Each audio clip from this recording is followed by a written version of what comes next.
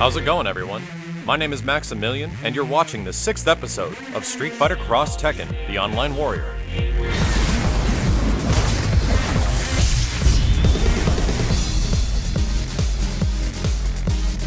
What's up, everyone? Thank you very much for tuning in to another episode of Street Fighter X Tekken, the Online Warrior. It's been quite a bit of time since the last episode, as there hasn't been much news. It's been, I think, a couple of weeks since episode 5 of the Online Warrior for this game. And I wanted to try to keep things up a bit because the week before that we had the week of Street Fighter X Tekken, and it actually got a pretty good response with the live commentary, so I'm going to try to offer a little bit more of that besides like the week of, since we're currently focusing on Ultimate Marvel vs. Capcom 3 this week. Aside from that, and before we get into the gameplay, there was a little bit of news that recently happened, nothing too serious about the game. It was the fact that I think the sales figures were released for Street Fighter X Tekken, and it sold kind of well, I think, besides the fact that it did not hit the numbers I think Capcom was expecting. It sold about 500,000 units, which I think is still good for a fighting game, all things considered. I really like Street Fighter X Tekken, but man, I cannot blame people if they did not purchase the game for reasons outside of the bad marketing the game kind of had at the beginning when we learned about gems. It was pretty confusing, and other things related to like DLC on the disc and stuff like that. I really can't blame people for being upset with the game. However, I still find the game fun, so I'm going to keep making videos about it, and if you guys keep watching them, I think we can have a mutual agreement there. But let's get into some of the gameplay right now. If you notice, I've currently got Kuma on a little bit of Kazuya's Infinite Loop.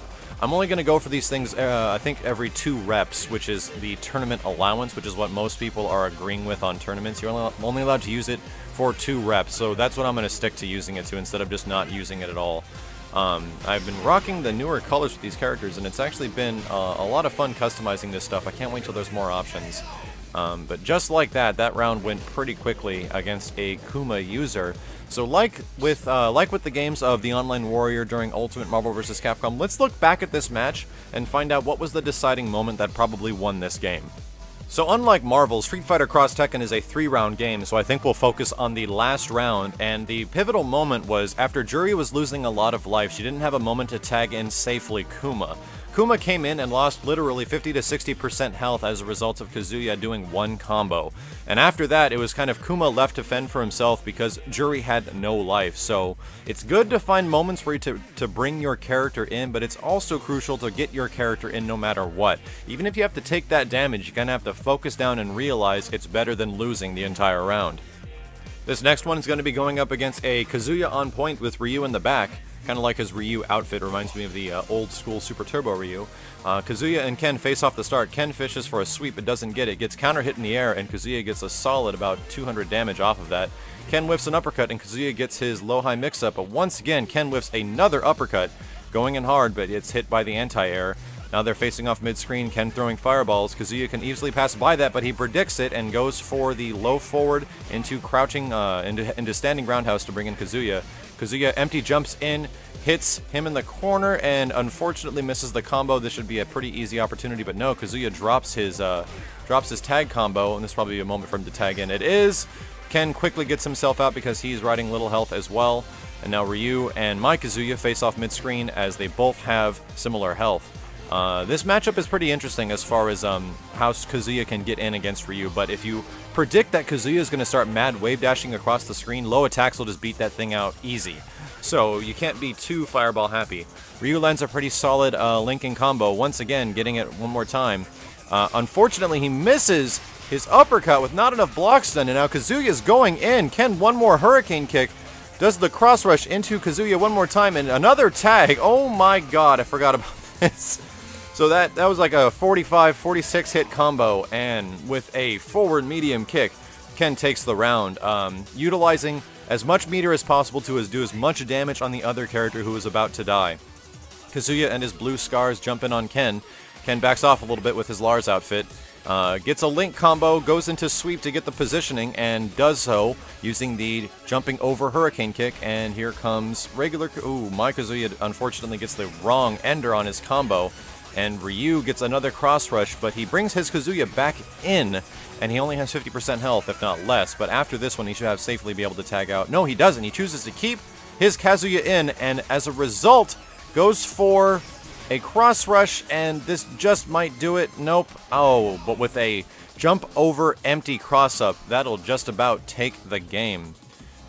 So as much as I was saying this is a 3-round game, we should focus on the final round. I really think the moment during this match was the fact that his characters got happy birthdayed for a 40+ hit combo. I essentially spent all the meter I possibly could to do as much damage on his secondary character as possible, and thus it got the round and the victory. And that can really mess with your head sometimes. If you're seeing both your characters getting slaughtered and you kind of try to like get back into the game and hope that stuff doesn't happen again, and you're thinking about all these things, yeah, you gotta kind of focus down and realize it's a one-time occurrence. Just try not to let it happen again. Our next match is going up against a Kazuya and an Kuma, and I'm using my Jin Masters outfit, I like to call it, with Kazuya on the back, so it's Team Mishima's in a way. But now it looks like we have father and son starting off against each other. Player 1 Kazuya gets a counter hit in the air, but falls for the cross rush on the ground, recovering some health with Jin in the background. Go for the cross up, but miss it hardcore.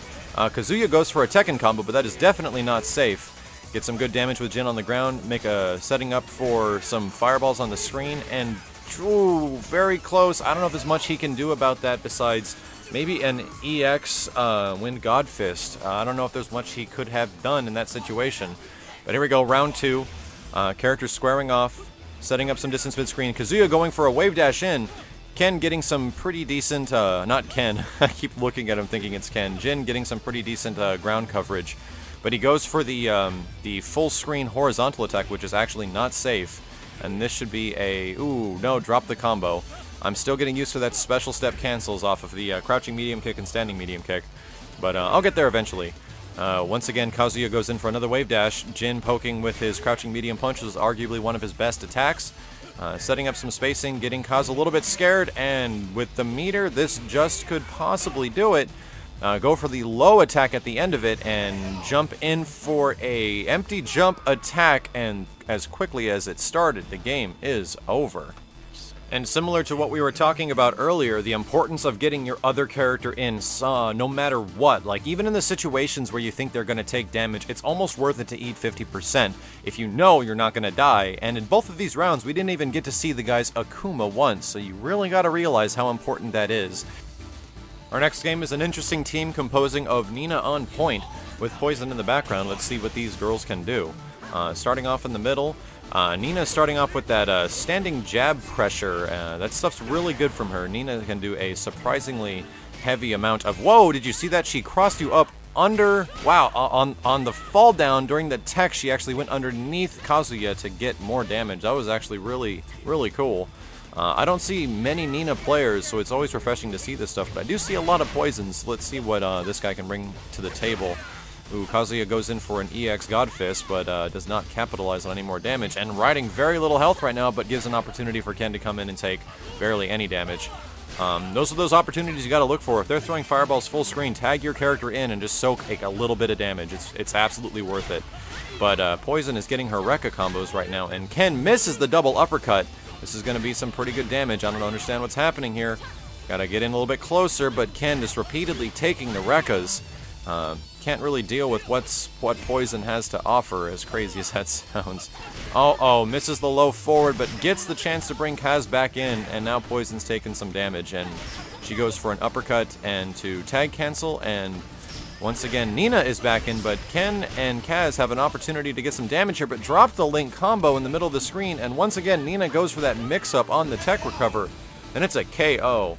Really good to see this kind of stuff. I really enjoy watching this this new technology with characters you don't see very often. Especially from a guy like myself who really sticks to like only a couple or like 3 or 4 characters in every fighting game.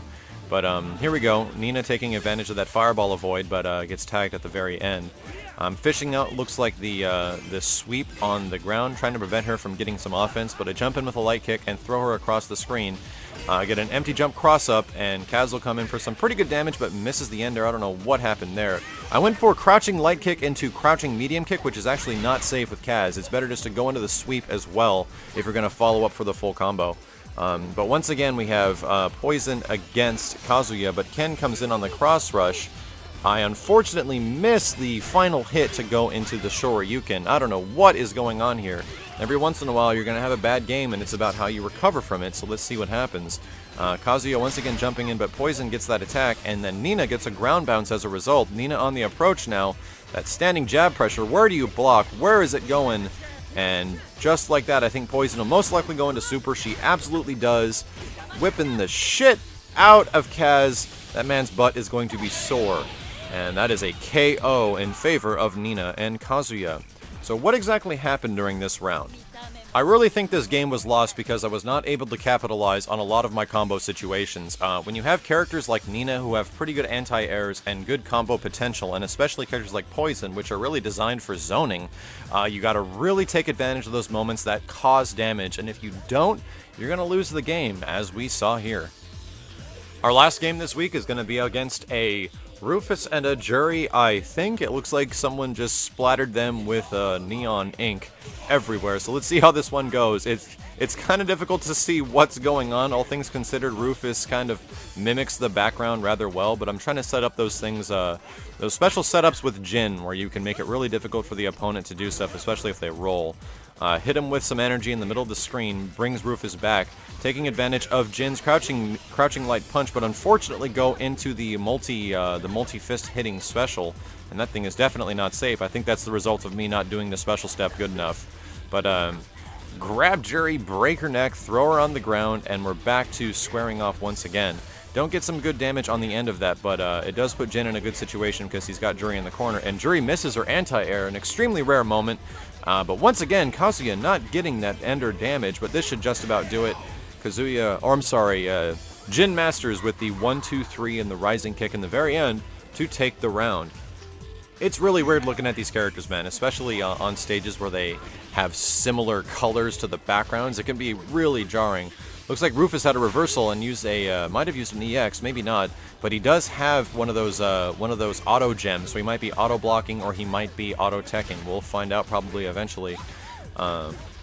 Looks like Jin's going for that quick cross rush damage. Brings in Kaz for some decent damage as well. But once again, I bring in Jin one more time. I don't know what happened there.